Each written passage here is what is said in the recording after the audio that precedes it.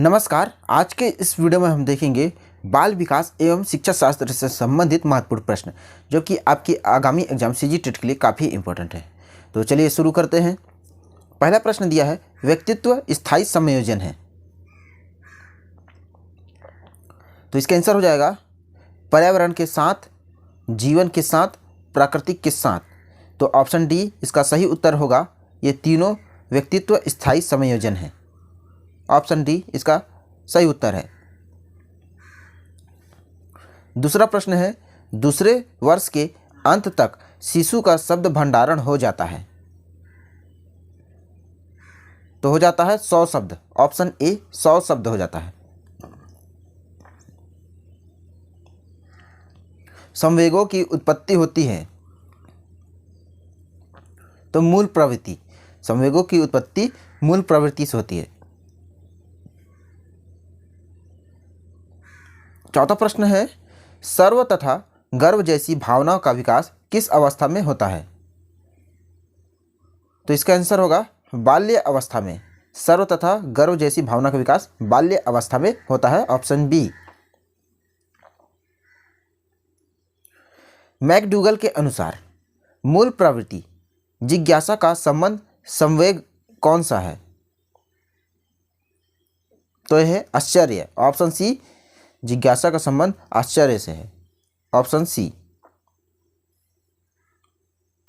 सीखने के नियम के प्रतिपादक हैं।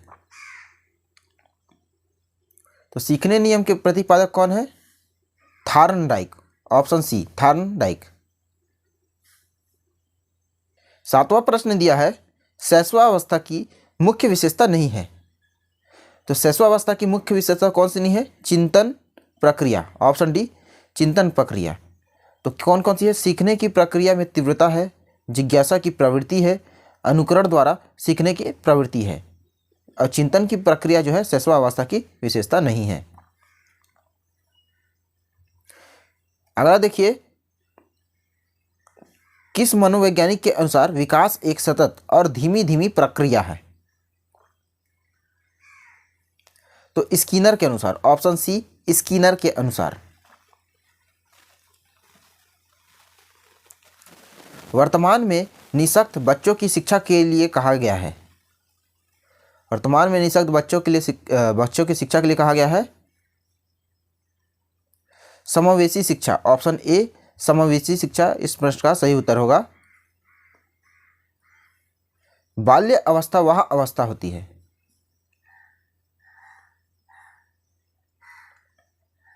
तो 12 वर्ष तक की बाल्य अवस्था जो होती है, 12 वर्ष तक की आयु को बाल्यावस्था कहते हैं। व्यक्तित्व विकास की अवस्था है।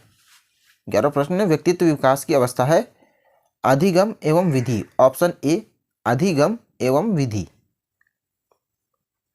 पिछड़े बालक ऐसे बच्चे होते हैं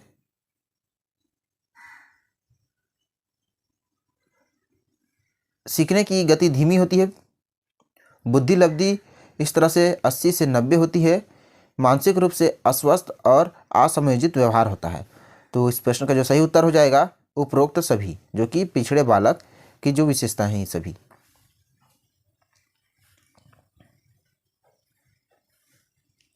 विकास में वृद्धि से तात्पर्य है। तो क्या तात्पर्य है? आकार, सोच, समझ, कौशलों में वृद्धि।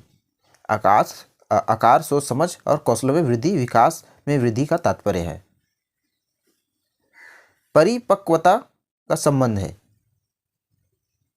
परिपक्वता का संबंध है विकास से। ऑप्शन ए, विकास से संबंधित है। 15वां प्रश्न दिया है, तनाव और क्रोध की अवस्था है। तो यह है किशोरावस्था। ऑप्शन बी, किशोरावस्था।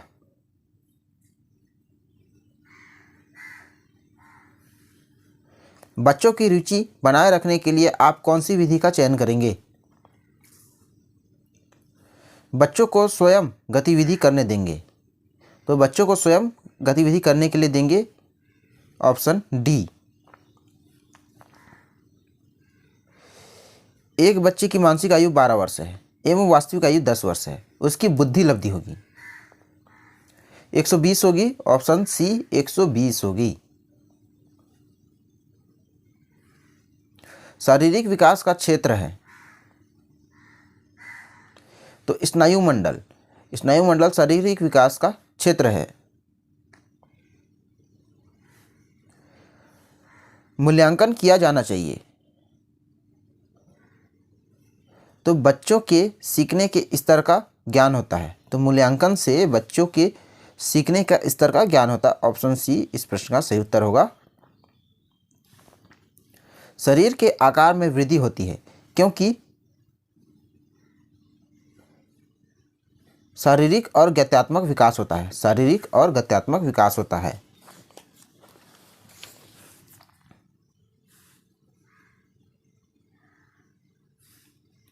मानसिक विकास को प्रभावित करने वाले कारक हैं तो वंशानुक्रम, ये मानसिक विकास को प्रभावित करते हैं। किस वैज्ञानिक के अनुसार सीखने का मतलब ज्ञान निर्माण करना है, ज्ञान निर्माण करना है, तो इसका आंसर हो जाएगा पियाजे, ऑप्शन बी पियाजे के अनुसार। पियाजे के संज्ञानात्मक विकास सिद्धांत के अनुसार संवेदी क्रियात्मक अवस्था होती है तो जन्म से 2 वर्ष तक की अवस्था, ऑप्शन ए जन्म से 2 वर्ष तक की अवस्था। अगला दिया है आरटीई एक्ट 2009 के अनुसार प्राथमिक विद्यालय में शिक्षकों को प्रति सप्ताह कुल कितने घंटे की योजना बनाकर कार्य करना चाहिए, तो इसका आंसर होगा 45 घंटे की योजना बनाकर कार्य करना चाहिए, ऑप्शन बी 45 घंटे। अगला है शिक्षा का अधिकार अधिनियम 2009 लागू नहीं होता है। 14 से 18 वर्ष तक के आयु के बच्चे के ऊपर शिक्षा अधिकार अधिनियम 2009 लागू नहीं होता।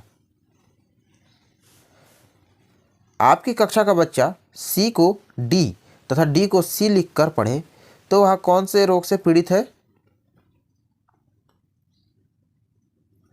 Dyslexia, dyslexia, option B dyslexia बीमारी से पीड़ित है वो।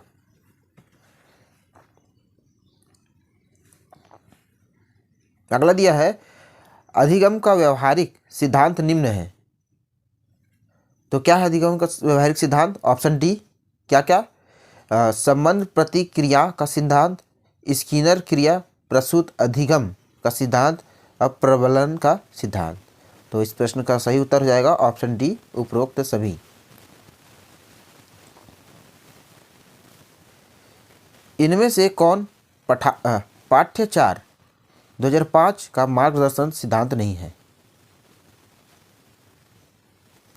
अंग्रेजी भाषा में शिक्षा देना, अंग्रेजी भाषा में शिक्षा देना ये पाठ्यचार 2005 का मार्गदर्शन सिद्धांत नहीं है। तो क्या क्या है, ज्ञान को स्कूल के बाहर जीवन से जोड़ना, पढ़ाई को रटन प्रणाली से मुक्त करना, बच्चों को चहुमुखी विकास के अवसर प्रदान करना। तो ये सभी पाठ्यचार 2005 का मार्गदर्शन सिद्धांत है। सीखने की प्रोजेक्ट विधि किस अवस्था के लिए उपयोगी है, तो ये बाल्यावस्था के लिए, पूर्व बाल्यावस्था के लिए, किशोरावस्था के लिए। तो इस प्रश्न का सही उत्तर हो जाएगा यह सभी। तो ये तीनों जो है प्रोजेक्ट विधि के लिए उपयोगी है। राष्ट्रीय पाठ्याचार की रूपरेखा 2005 दस्तावेज में भाषा के लिए निहित है,